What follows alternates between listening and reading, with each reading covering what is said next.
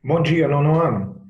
Vamos começar hoje o nosso segundo bimestre de Geografia, falando sobre as redes de comunicação mundial e redes de transporte mundial, certo? Então, nós estamos no capítulo 6, da página 62 à página 71, tá? Então, das páginas 62 à página 71, nós vamos falar sobre redes de comunicação mundial e redes de transporte mundial, né? Que fazem uma integração entre os espaços geográficos, né? Uma comunicação entre os espaços geográficos. As redes de comunicação vão facilitar a comunicação no mundo, né? Nós estamos aqui em Macaé e podemos nos comunicar com qualquer pessoa do mundo inteiro, não é mesmo? Através de e-mails, através de telefone, né?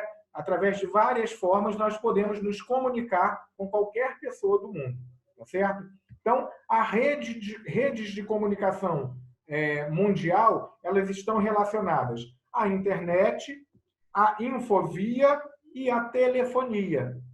O que seria, então, né, ali a internet? A internet, mais de 3 bilhões e meio, né, de usuários. Hoje, a internet tem mais de 3 bilhões e meio de usuários. Ou seja, o que facilita muito a comunicação entre os povos, né?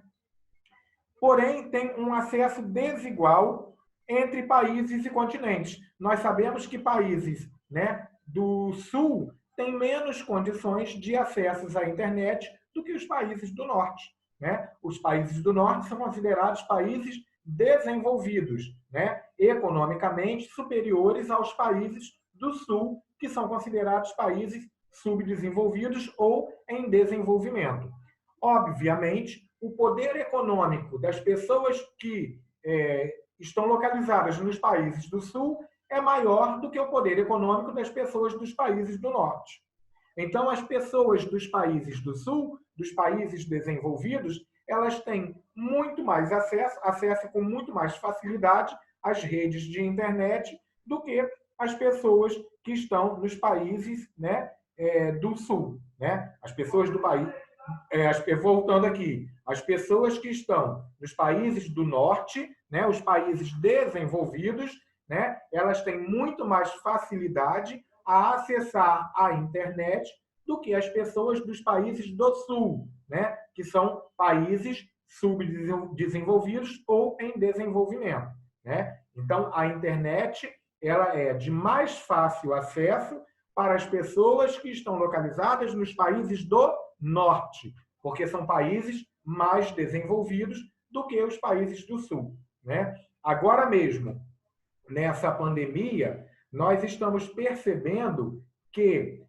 principalmente nós que damos aulas nas escolas públicas, que a gente está tendo esse mesmo tipo de aula, né? Que estamos tendo com vocês na rede privada, a gente está tentando fazer na rede pública. Só que há uma grande dificuldade, porque uma grande maioria, uma grande parcela, né, dos alunos da rede pública ainda não tem acesso à internet. Percebem que isso nos dias de hoje, né, a gente consegue identificar que os países do Sul, do qual nós fazemos parte, né, ainda há muitas pessoas que não têm acesso à internet. E por isso não podem ter a aula que nós estamos tendo aqui agora, né? Isso acontece exatamente por conta do baixo desenvolvimento econômico dos países do Sul, tá? Bem, então o acesso ele é desigual entre países e continentes, uma vez que os países do Sul têm menos acesso do que os países do Norte à internet. Tá? A infovia, o que seria isso? Uma interligação de espaços por cabos de fibra ótica. Hoje, né, existe a maioria, né, das internets, elas são conectadas por cabos de fibra ótica, tá? O que facilita a ligação em redes, né? E a telefonia, a comunicação é feita também pela telefonia, né?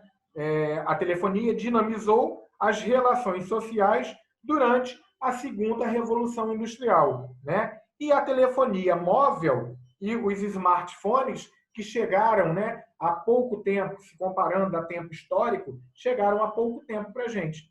Por exemplo, a gente, né, as pessoas da minha idade, quando eram pequenas, né, não tinham acesso sequer a telefone residencial, a telefone fixo, né, que se chamava assim, telefones fixos. Quem tinha telefone fixo em casa era considerado rico, né? Na minha época de jovem, de criança, era considerado rico, né?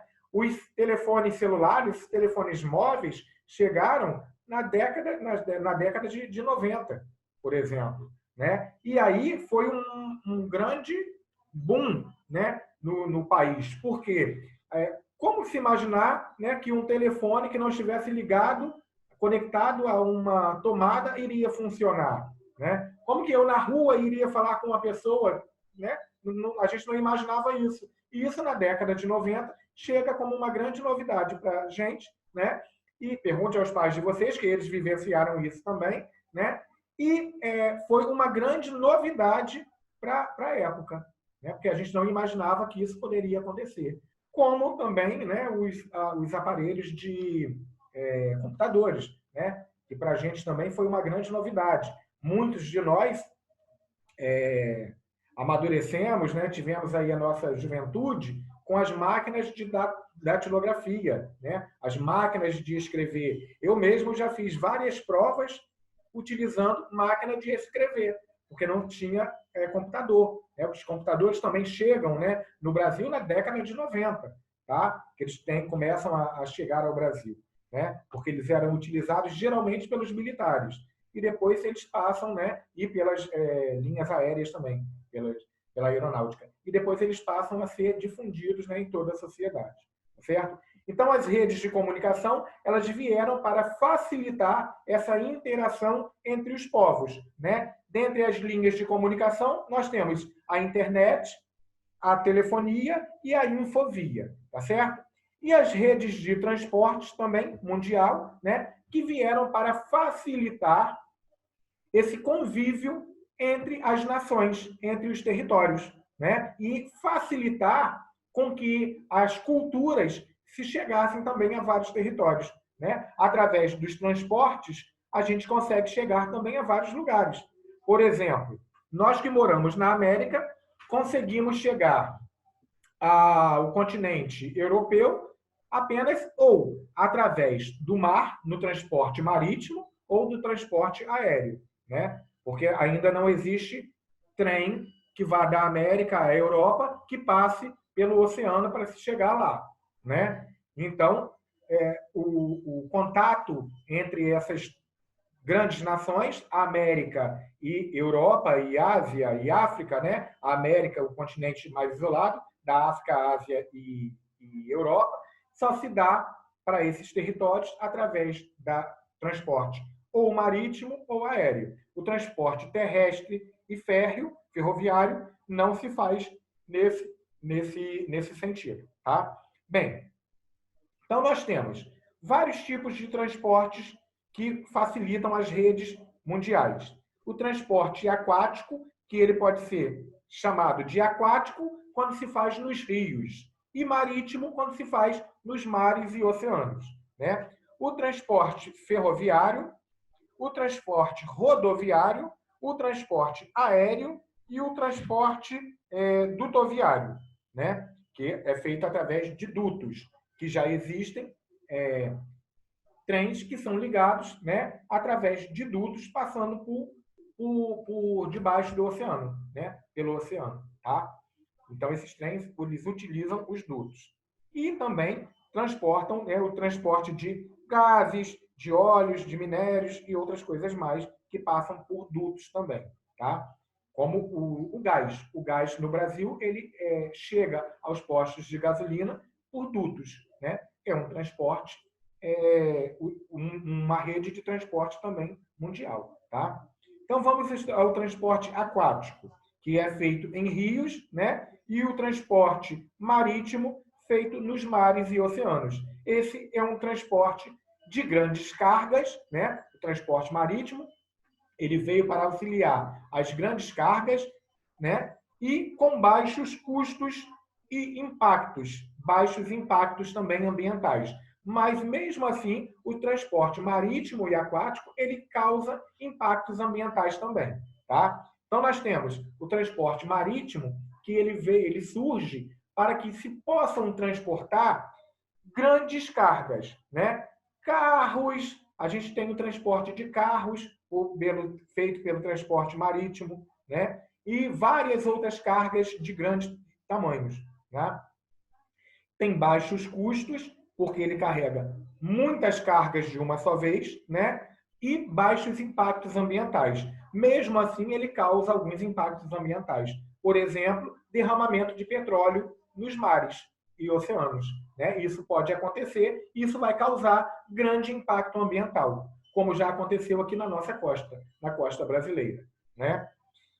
Bem, o transporte ferroviário é um transporte muito desenvolvido na Europa, Canadá e Estados Unidos, né? Na Europa, por exemplo, as pessoas costumam viajar muito de trem, porque é um transporte mais barato e rápido. Tá? Além de ser mais barato, ele também é rápido. Ele ainda é mais barato do que o transporte rodoviário, por exemplo, na Europa. Tá? No Brasil, nós temos pouquíssimos transportes ferroviários, né? Agora existem poucos, né, que fazem o transporte de cargas, não mais de pessoas. Na Europa se tem o transporte ferroviário tanto de cargas quanto de pessoas, tá? O transporte rodoviário, que é um dos mais utilizados no mundo, né? Apesar de na Europa utilizar muito o transporte ferroviário, mas o transporte mais utilizado no mundo é o transporte rodoviário. E é um transporte também que causa bastante impacto ambiental, né? Seja dos afluentes jogados pelas descargas de carros, dos automóveis no ar, né? Os impactos causados nas avenidas, ruas, né? São impactos ambientais que trazem para a gente questões devastadoras. O transporte aéreo, que é um transporte rápido, tá? Em longas distâncias, mas é um transporte ainda muito caro, né? Poucas pessoas ainda podem usufruir do transporte aéreo, né? Para a gente viajar, por exemplo, de um país para o outro, a gente tem que parcelar as passagens, né? Porque é um transporte caro, transporte aéreo, tá? É um transporte também de grandes cargas, tá? Não quanto os transportes marítimos, mas é um transporte também de grandes cargas, tá? Pode-se trazer muitas cargas num avião. Agora, por exemplo, né, muitas máquinas de aparelhos respiratórios, né, estão sendo trazidos de vários outros países para o Brasil através do transporte aéreo, porque é um transporte rápido, apesar de ser caro, ele é rápido e pode trazer grande quantidade nele. Tá? E o transporte dutoviário, que é o transporte feito por gases, para gases, né, óleos, minérios e produtos químicos, né? Além de termos também